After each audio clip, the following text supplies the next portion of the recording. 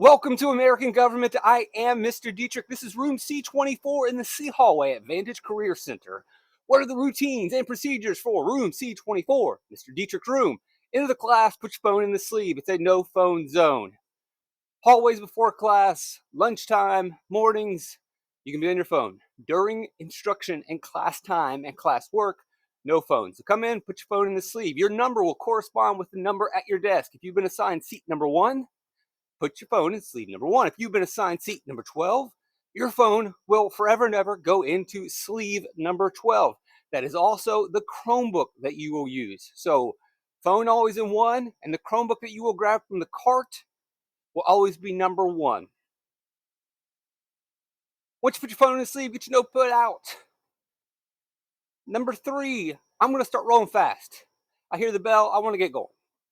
I don't talk very long, but I like to get moving. I don't want to waste any time. 15, 20 minutes, and I'll give you the information that you need. After I've done that, I will turn it over to you for the activity. First period, you're going to need to go get the Chromebook from the Chrome cart, sit it at your desk. Other periods, your Chromebook should already be sitting right in front of you. Last period, 7th, for me, when we close up the day, you need to take the Chromebook and put it back in the cart, put it in the right slot so that it's charged for the next day. And then at the end of the period, get your phone and go.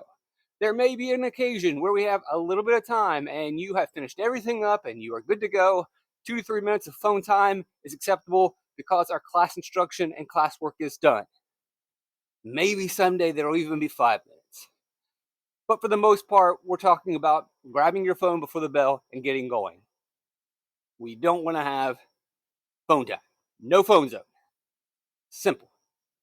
All right, so why are you in this room? So the objective is very simple. We're not going to make American government and economics too difficult.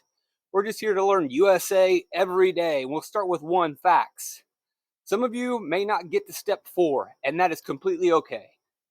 Some of you may not get to step 3 or step 2. Some may just stay on step 1, and I am okay with that. As long as you understand the basic facts of American government and the basic facts of economics, then we'll consider that a success. Love to get you higher, but we will take you understanding basic principles, basic laws, the basic branches of government, how supply and demand works in economics, households, firms, government regulation.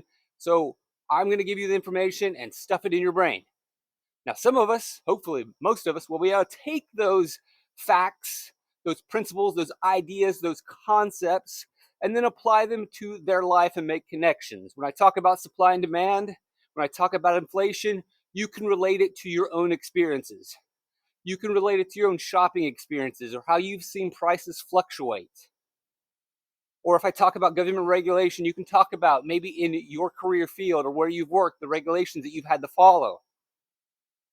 And you understand, oh yes, we're not allowed to do this or to do that. The next step is analysis. So speaking in terms of analysis and connecting it to your life, it's questioning those facts and government practices, questioning those regulations. So I talk about government regulation, then you can find out, oh yeah, there's a law that says I can't do this at the workplace. Then step 3 in the analysis would be you either supporting the regulation that's in place or criticizing it. You're analyzing the decision to limit the hours of teenage workers or limit the roles and jobs that a worker can have at McDonald's. You're not allowed to work the fryer, or you are allowed to work the fryer. The last step, if you really, and like, why did he use a clown? I don't know. It's always good to use probably one of the creepiest clowns there is. This guy is, looks like he's in rough shape. And then last but not least, creation. If you're able to criticize or critique or even support some sort of fact or idea that you see in practice, then maybe you can start to develop your own ideas, your own beliefs, your own thoughts on the way America should be. Not everyone's going to get to the creation step. Not everybody wants to get to the creation step. Not everybody really loves social studies that much. If you do, awesome, great. You're in the right place. But if you can analyze, that is awesome. And if you can apply these facts and concepts to your life, that's great. Because maybe someday you will take them to the 3 step. And if you just want to know the basics, then you're cool too. That's why you're here. Learn USA every day. What will I do in this room? This is an I do, you do structure. I'm going to lecture for about 20 minutes. I'll try to make them as entertaining, visual, and informative, and also very simple to understand. 15 to 20 minutes of I do to start each class. We will follow this routine nearly every day, except when we're working on projects or taking assessments. Be prepared. Have a seat. He's going to talk now. You can take notes. You do not have to take notes. Everything is available in Google Classroom, but your own notes might be more helpful. And if you do take your own notes in your notepad, you can use those on an assessment. You don't have to take notes, but the notes that you personally take, you can use those on a test. I'll explain more why I believe in that practice later on, but just know, hey, you can take notes while I talk, and you can use those notes. As we wrap up most lectures, or even in the middle of each lecture, because it is social sciences, we will have discussions. So the I do part's mainly me talking, but there will be breaks and pauses to talk to the audience, and there will be moments to reflect. The you do structure, the activity, after I've got done giving my information and explaining the activity, then I'll turn it over to you and you get to work. And you'll work on something that connects to the lesson that we had talked about, something that applies the information. Last but not least, there will not be any homework. Everything that you need should be done within the 45 minutes of this period every day. That's the way it's designed, that's the way it's structured. As long as you are working, you're never going to need to do anything outside of class. I'm never going to assign anything intentionally for out of class. Show up, you do your work from bell to bell, you're good to go. Like most jobs, you really shouldn't have to do work after you get off work. You got family, you got friends, you got hobbies, you've got a life. When you clock out, you clock out. So you clock into the period, do your work, clock out, we good to go. Often there will be a little bit of time after lecture and activity. If we have time, use this time to review, use this time to make up work. Maybe you have lab work or work from other classes that you need to work on. And then, as I mentioned before, if you have everything done and you are completely good to go and satisfied all of my wants and needs, then yeah, you can have a little bit of phone time.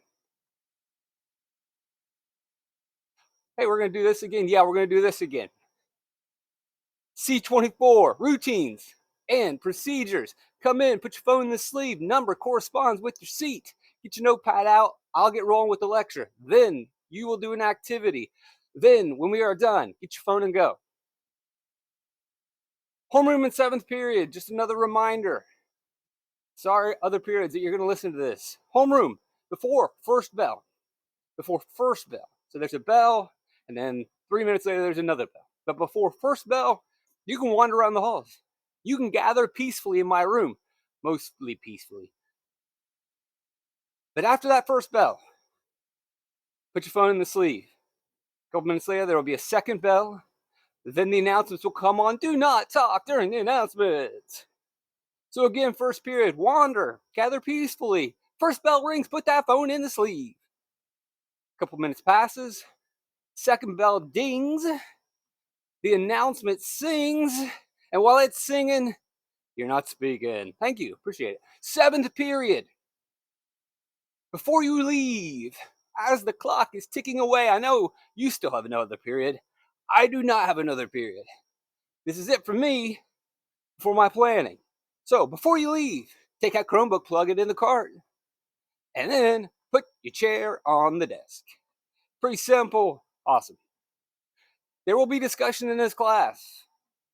So please be civil, be kind, be nice. We don't need fights. We don't need arguments. We've all seen that social studies class. We've all seen that social event or that Thanksgiving dinner where people who once loved each other are strangling each other and stabbing each other with forks. We don't need to do that. We can be civil. We can be nice. We can be kind.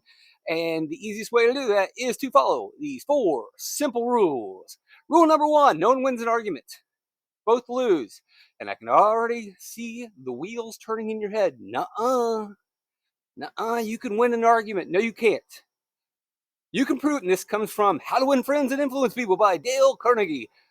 You can maybe score points in a conversation. You can maybe influence someone in a discussion. But once we label something as an argument, and you know what an argument is, you know what an argument looks like, you know what an argument feels like, you know when you're in an argument. No one wins that. Mom and dad argue, and they fight. Did anyone win? Think of all the arguments you've seen in the past. Did someone win? Oh, well, they made a good point. Yeah, but person A is mad, person B is mad, and no one has changed their mind. They started the day fine, they got in an argument, now they're both mad. They both lost. When you argue, people get mad, they get angry, no one's mind changes, things are worse off. You got to reframe it.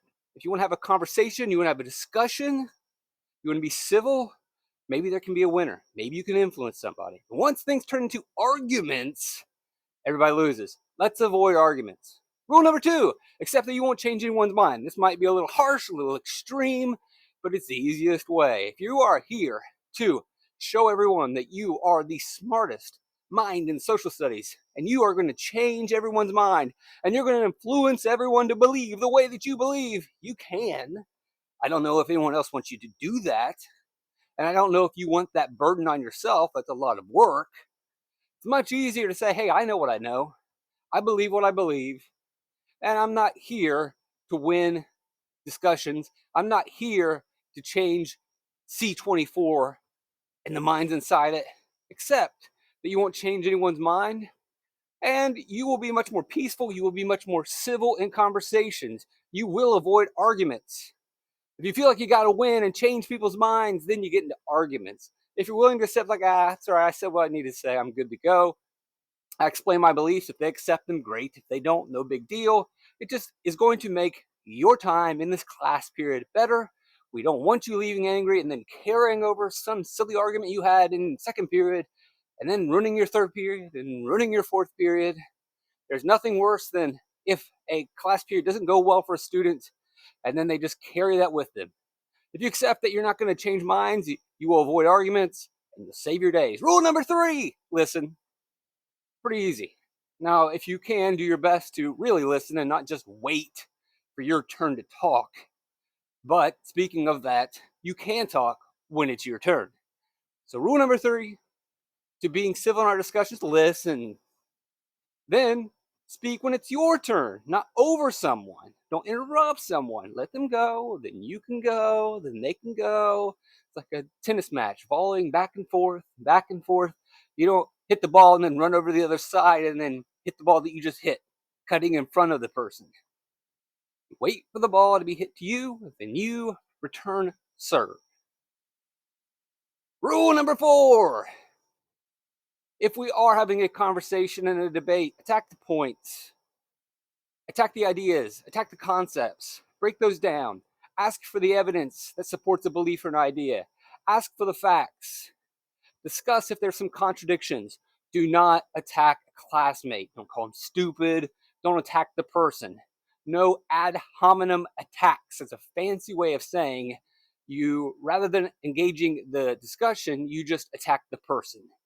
Instead of proving that the idea is wrong, you attack the character of the person, and if they're a bad person, then who cares what they say? That is an ad hominem attack. Don't attack the classmate. Don't try to denigrate them so then their idea doesn't seem worthy because you are unable to prove that their idea is wrong. Attack the idea. There it is, rule 1, 2, 3, 4. You got it?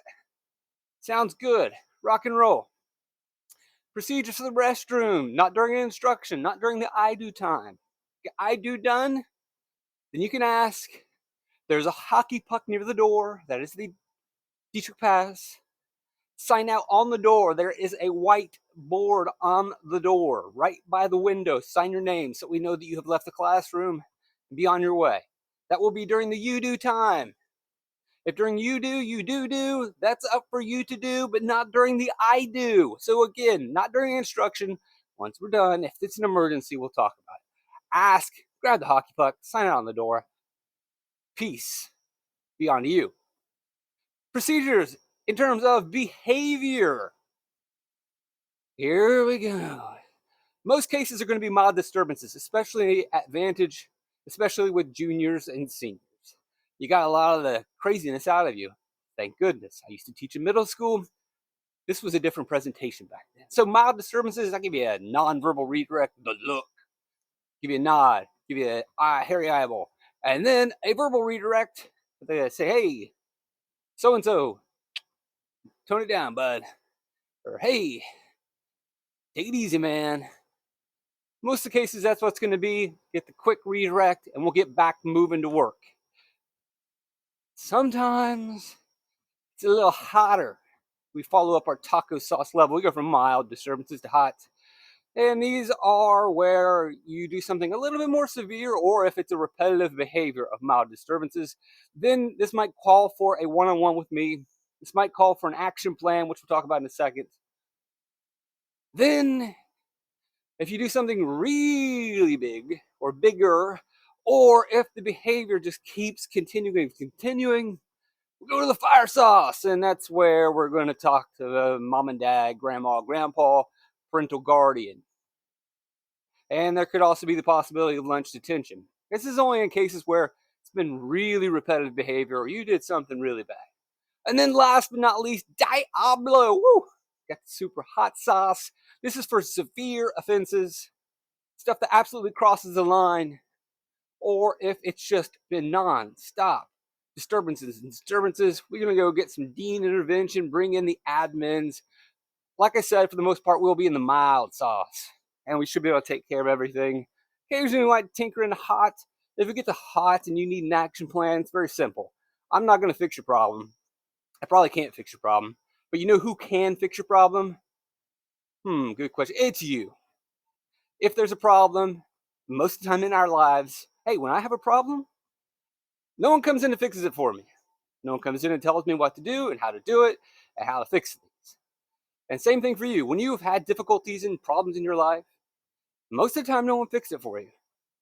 Most of the time no one even explained it to you. You had to figure out, oh, what is the problem? What's causing the problem? How can I change it? You got to do it. So if the mild disturbances escalate and you keep having some sort of problem over and over, here, I just give you a piece of paper, and on it is the action plan. You yourself will decide, yeah, what is the problem? And then you yourself will decide what could possibly causing this to happen over and over. What could be possibly causing me to make these choices? And then last but not least, you'll think about, well, what can I change?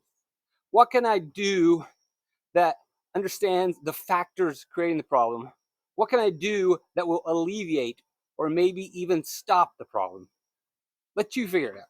Because if you figure it out, you're more likely to follow through. If I prescribe some sort of direction, you may not follow it. I mean, a lot of times doctors will give people prescriptions, and you'd be surprised. I mean, simply a prescription giving you medicine. Here, you need to take this every day. You'll be surprised to find out how many people fail to follow prescriptions, maybe even yourself. Bet there are frequent students around that have been given a medication and told, you need to take this once every day. You take it every day. You take it on the weekends. You take it during summer breaks. So if doctors who, much smarter than I, prescribe a medication and people don't follow it, if I were to prescribe an action plan for you, I don't know how likely you would be to follow it. But if it's your idea, you're more likely to follow it. Routines and procedures. What do we typically look at in the classroom? We're going to do a lot of Google Classroom. All of your academic core classes feature a lot of Google Classroom. You're used to it. Most of you are familiar with it. Lecture and discussion are going to be a key part of this class. You will do plenty of activities, from simple to more technological. I also like to quiz and test often. I like to assess nearly every week because I am obsessed with the facts. If you understand the facts, then you can get to application, you can get to analysis, you can get to creation. And the only way I know that you've got the facts is to assess you on quizzes of, duh, they got the facts. Because if you don't have it, I need to go back over it. If you don't have it, then maybe I did something wrong and I need to change my approach. The assessments help me evaluate how I'm doing, how you're doing, and how we move forward.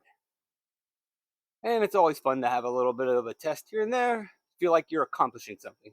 And plenty of review games to get ready for the quizzes and tests. Like I said, this is Bloom's taxonomy. This is how working your brain works. You start at the bottom with remembering and kind of understanding stuff. Once you can remember facts and ideas and kind of understand them, then you can start to apply them to your life and make connections, and you can start to analyze them and evaluate whether something is good or bad. And then finally, you start to create your own ideas, your own facts, your own knowledge. You create things. But you can't get to the top levels of high level thinking, according to Bloom's, unless you know the basic concepts and facts in that domain. So we got to lay out all the American government facts and concepts. We've got to know all the economic concepts and basic ideas. Once we get there, then we can build. And the best way to understand if you understand or remember is quizzes and assessments.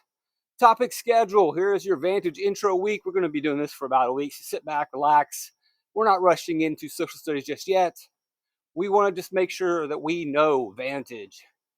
Then in week 3 or 2.5, whatever it's going to be, just before Labor Day, we'll move into economics, then federal government, basic government ideas and principles, the role of the people in the American government, public policy, and then 7 and 8, civic involvement, civic participation, things that you can do in America and involved with the American government. And then last, we'll close out the year talking about the Ohio governments and our local community governments.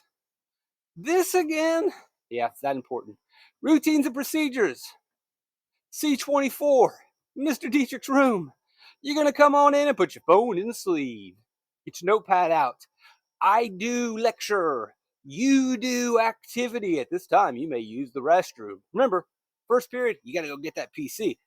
7th period, when the activity you do is done, put your Chromebook in the cart. So tomorrow, we've got power in the PC.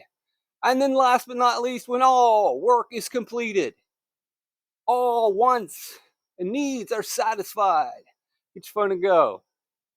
Might have 2 minutes, 3 minutes to work on your phone at the end. For the most part, it's a no phone zone. Thank you for joining me. Hopefully this will help you out and get you ready to roll. Really looking forward to this year. Yay, American government.